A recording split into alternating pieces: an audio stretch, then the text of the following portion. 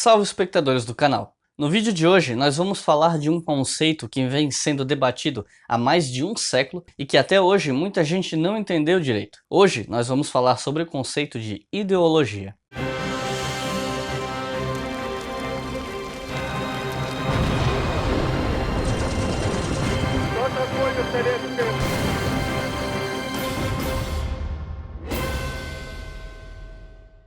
Existem poucos conceitos que são tão difíceis de se explicar, de se chegar a uma definição, como o conceito de ideologia. E também existem poucos conceitos que são tão mal usados nos debates políticos. Hoje, então, nós vamos discutir um pouco sobre o que é ideologia e de como muitas definições e interpretações do que é ideologia estão erradas. É muito difícil, talvez impossível, dar uma definição fechadinha do que é ideologia, mas é um pouco mais fácil tirar do caminho aquilo que não é. Eu consultei alguns livros para fazer esse vídeo e a bibliografia dele está na descrição. Se você tem outras sugestões acadêmicas sobre o assunto, comenta aqui embaixo. Mas a principal base bibliográfica desse vídeo é o livro Ideologia, uma Introdução, de Terry Eagleton. Um livro obrigatório sobre o tema. Ele não tem a leitura mais fácil do mundo, mas também não é super pesado. E o que o autor faz aqui é desmistificar várias concepções erradas sobre o conceito de ideologia, além de explicar como alguns autores influentes na história discutiram esse conceito. Eu não vou passar pelo conteúdo do livro inteiro,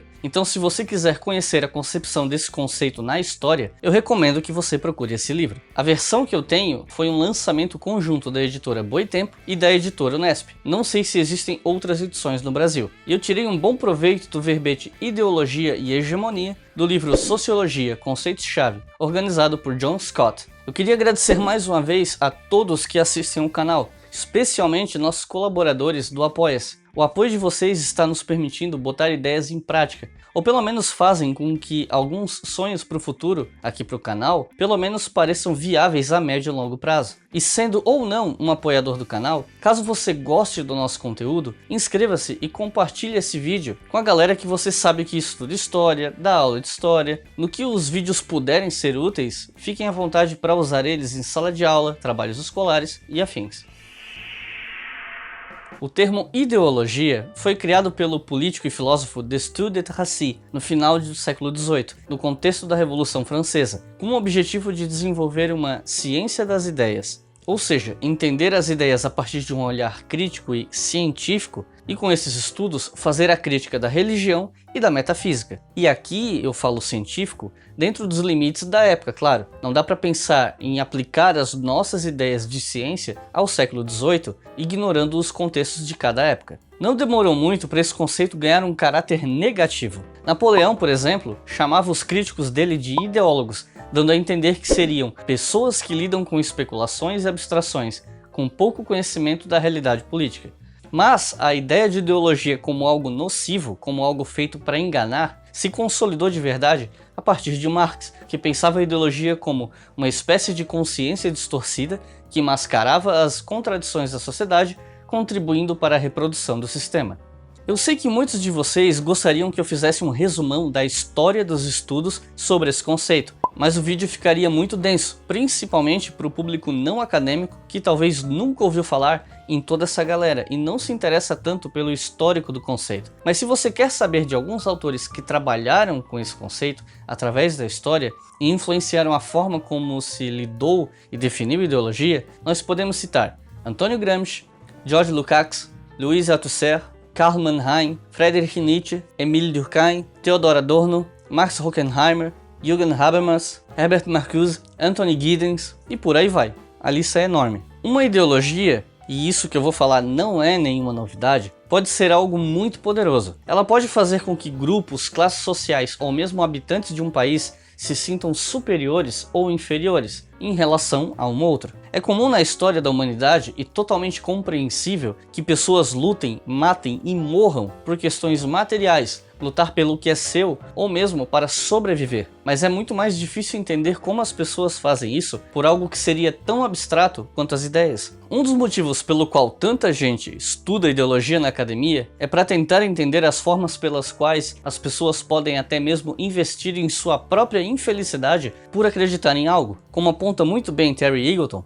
A condição de ser oprimido tem algumas pequenas compensações, e é por isso que às vezes estamos dispostos a tolerá-la. O opressor mais eficiente é aquele que persuade seus subalternos a amar, desejar e identificar-se com o seu poder. E qualquer prática de emancipação política envolve, portanto, a mais difícil de todas as formas de liberação, o libertar-nos de nós mesmos. Eu tenho certeza que você que ouviu isso, independente de que ideologia segue ou do que prega politicamente, imediatamente já identificou um ou mais grupos que se encaixam nessa frase. E, coincidentemente, todos eles são grupos que são contrários ao que você pensa e acredita, né? Os outros, aqueles que veem um mundo diferente de você, são manipulados ideologicamente. Você é esclarecido para além desse mundo de manipulação e mentiras, que é a ideologia, certo?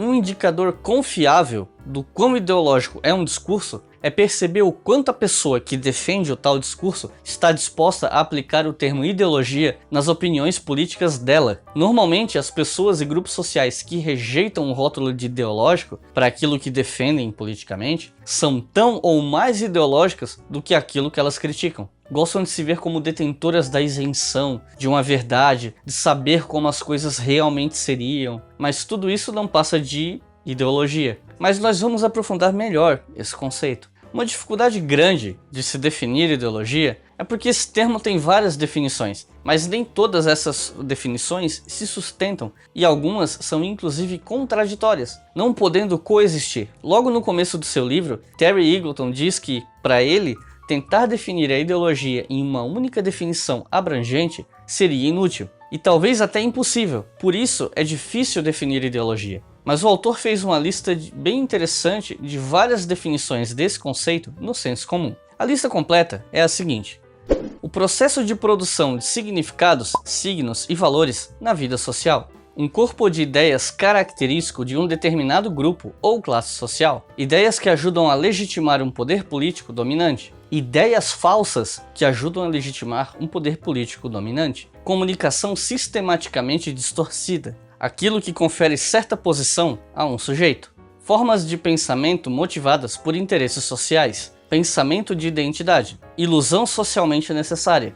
A conjuntura de discurso e poder. O veículo pelo qual atores sociais conscientes entendem o seu mundo. Um conjunto de crenças orientadas para a ação. A confusão entre realidade linguística e realidade fenomenal. Oclusão semiótica. O meio pelo qual indivíduos vivenciam suas relações com uma estrutura social. O processo pelo qual a vida social é convertida em uma realidade natural. Como eu disse, nem todas essas definições são compatíveis entre si. Por exemplo, se ideologia significa qualquer conjunto de crenças motivadas por interesses sociais, então ela não pode simplesmente representar as formas de pensamento dominantes em uma sociedade. Ou é um conjunto de ideias para qualquer grupo, ou só de um grupo. As duas coisas ao mesmo tempo não dá. E dessas duas definições, a segunda não se sustenta. Algumas dessas definições podem ser compatíveis, mas com algumas implicações complicadas. Por exemplo, se a ideologia é, ao mesmo tempo, ilusão e veículo pelo qual os protagonistas sociais entendem o seu mundo, isso quer dizer então que a nossa percepção de mundo é toda equivocada. Em outras palavras, tá todo mundo errado, todo mundo se iludindo. Eu acho que dá até para dizer que isso é meio difícil de defender. Só uma pessoa completamente despolitizada defenderia algo assim.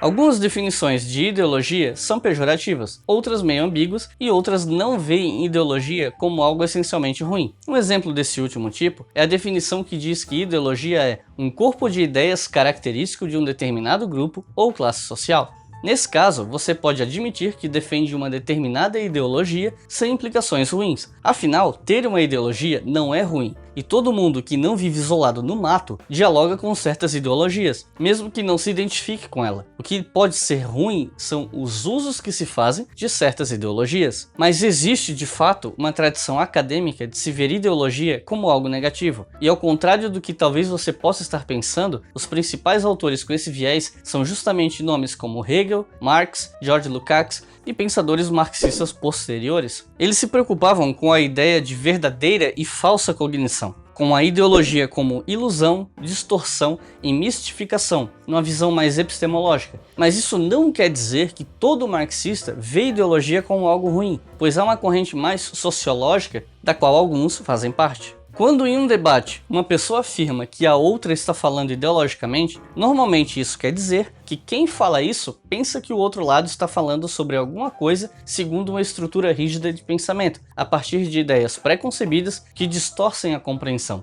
Eu vejo as coisas como elas são, você vê de maneira tendenciosa, por conta da doutrinação. Sempre o outro que é ideológico, doutrinado, manipulado e etc. Nesse caso, a ideologia seria o contrário de um pragmatismo, de uma verdade empírica, como eu citei agora há pouco. Só que essa noção tem um erro crasso. Se em algum tipo de preconcepção das coisas, é impossível identificar uma questão ou situação, nem opinar sobre ela. Não existe pensamento livre de pressupostos, todo mundo tem os seus. Nesse caso, de acordo com esse exemplo anterior, se uma pessoa fala a partir de pressupostos, ela é ideológica, você não. Mas se todo mundo fala e analisa o mundo a partir de pressupostos, então toda a ideia seria ideológica?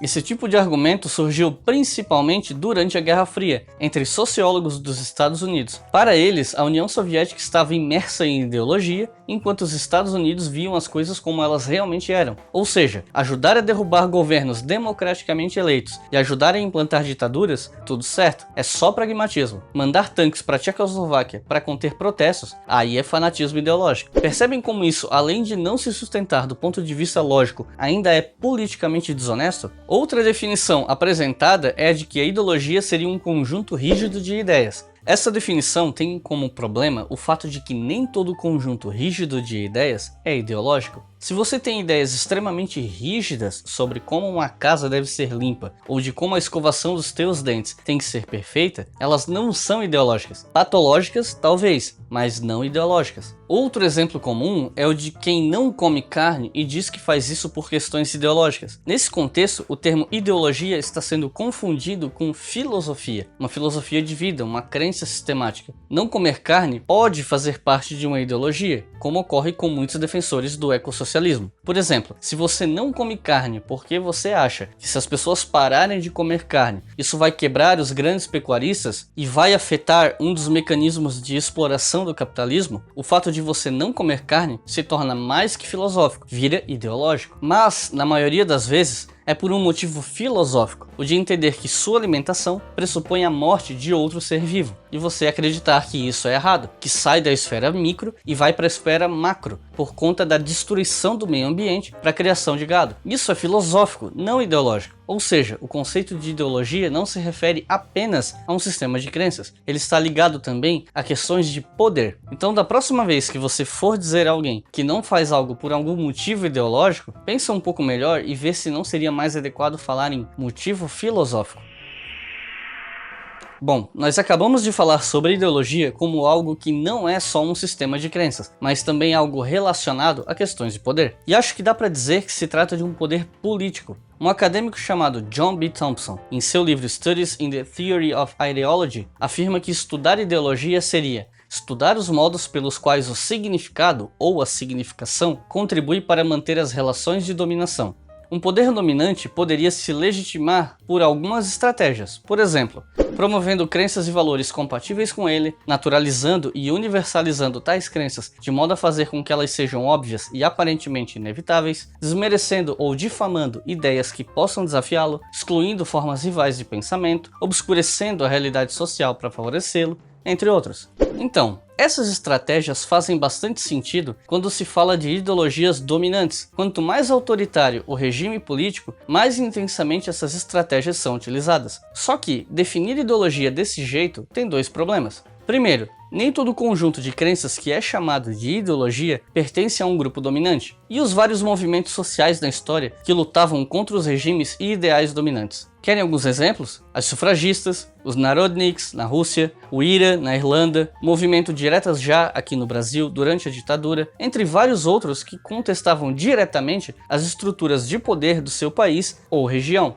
e todos eles tendo embasamento ideológico próprio. Embasamento esse que se contrapõe às ideologias dominantes do momento em que esses grupos lutavam. O segundo problema está atrelado a essa definição que nós chegamos até agora. Essa ideia de ideologia como um conjunto de crenças relacionadas a poder tem respaldo, por exemplo, na definição do filósofo Martin Seligger, que definia ideologias como conjuntos de ideias pelas quais os homens postulam, explicam e justificam os fins e os meios da ação social organizada, e especialmente da ação política, qualquer que seja o objetivo dessa ação, se preservar, corrigir, extirpar ou reconstruir uma certa ordem social. Ok, mas qual é o problema dessa definição? Para falar desse problema, temos que nos remeter a um nome bem conhecido na academia, Michel Foucault. Para esse autor e seus seguidores, o poder não é algo que está nos exércitos, nos governos, nas corporações. Ele é uma rede de força que se espalha pela sociedade e que está presente até nos nossos gestos e relacionamentos íntimos. Para essa teoria, o poder não está só nas manifestações políticas mais óbvias, e negar isso seria uma ação ideológica, com o intuito de esconder as chamadas microagressões. Por um lado, o reconhecimento da presença do poder no nosso dia a dia, nas nossas relações pessoais, profissionais e afins, apresenta alguns ganhos políticos, especialmente para alguns movimentos sociais identitários, como o feminismo, movimento negro e outros. Mas quando se fala de ideologia, a discussão pode ficar meio complicada. Se ideologia está relacionada a poder, mas o poder está por toda parte, você corre o risco de estender tanto o conceito de ideologia que ele fica vazio, porque uma palavra que pode significar quase qualquer coisa não é útil como conceito, como categoria de análise. Não é à toa que muita gente deixou o conceito de ideologia de lado e mergulhou de cabeça no conceito de discurso. Mas já dizia o ditado, você não joga a criança fora com a água do banho. O conceito de ideologia ele é importante, porque diferencia as lutas de poder que são, até certo ponto, centrais a toda uma forma de vida social e aquelas que não são. É plenamente possível concordar com Foucault sobre a presença do poder em toda parte e ainda assim entender que existem poderes mais e menos centrais, mais ligados à situação política pública e outros menos, a partir de uma análise mais macroscópica, que vê o todo de uma doença ao invés de focar nos sintomas, para usar uma metáfora meia boca, mas que eu acho que facilita. Você não pode decidir que uma fala é ideológica analisando ela separada do seu contexto discursivo. A ideologia tem mais a ver com a questão de quem está falando o que, com quem e com que finalidade, do que com as propriedades linguísticas inerentes de um pronunciamento. Dizer que um enunciado, uma fala, uma reflexão é ideológica significa afirmar que ele, o enunciado, tem um motivo anterior relacionado à legitimação de certos interesses de certos grupos em uma luta de poder.